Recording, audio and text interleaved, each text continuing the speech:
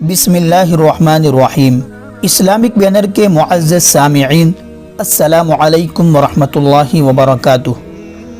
دوستو، آج کی اس ویڈیو کے اندر ہم یہ جاننے کی کوشش کریں گے، یہ سیکھیں گے کہ کون کون سے غسل ایسے ہیں جو فرض ہے اور کون سے ایسے ہیں جو سنت ہے اور کون سے واجب اور کون سے مستحب ہے۔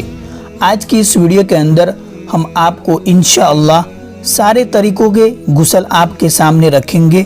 اگر آپ کو ویڈیو پسند آتا ہو تو اسے شیئر ضرور کر لیں اور ہماری چینل اسلامک بینر کو ابھی تک سبسکرائب نہیں کیا تو ضرور کر لیں تاکہ آپ کو اسی طرح کے ویڈیوز ملتے رہے۔ تو چلیے شروع کرتے ہیں۔ دوستو، 5 طرح کے غسل ایسے ہیں جو فرض ہے، جن کو کرنا ضروری ہے۔ 5 غسل ایسے ہیں۔ نمبر 1، حیض سے پاکی پر غسل کرنا فرض ہے۔ نمبر 2، نفاس سے پاکی پر غسل کرنا بھی فرض ہے۔ حیض ماہواری جس کو کہتے ہیں، اور نفاس بچہ پیدا ہونے کے بعد جو غسل آتا ہے اس کو نفاس کہتے ہیں۔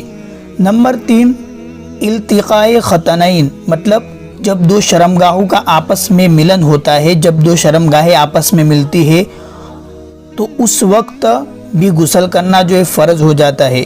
نمبر 4، خواب کے اندر انزال، خواب کے اندر جب منی نکل جاتی ہے تو اس پر بھی غسل کرنا فرض ہو جاتا ہے۔ نمبر 5، شہوت کے ساتھ منی کا خارج ہونا، جب شہوت کے ساتھ منی نکل جاتی ہے تو اس پر بھی غسل کرنا فرض ہے۔ یہ تو تھے فرض غسل ضروری۔ اب جانتے ہیں کہ ایسے کون سے غسل ہے جو سنت ہے۔ تو نمبر 1، جمعہ کے دن غسل کرنا سنت ہے۔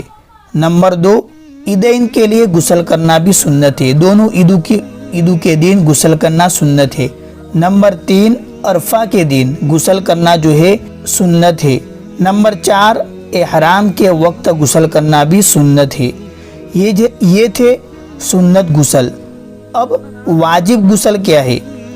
تو واجب غسل ایک ہی ہے، میت کو غسل دینا واجب ہے، یہاں تک کہ غسل سے پہلے اس پر نماز جنازہ ہی جائز نہیں، تو میت کو غسل دینا واجب ہے۔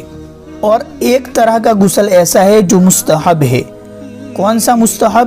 جب کافر اسلام قبول کر لیتا ہے، جب غیر مسلمان بنتا ہے تو اس کے لیے بہتر یہ ہے، اچھا یہ ہے کہ وہ غسل کر لے، مستحب ہے، اچھا ہے۔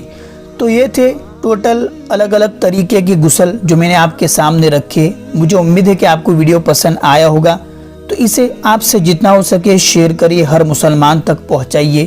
السلام علیکم ورحمۃ اللہ وبرکاتہ۔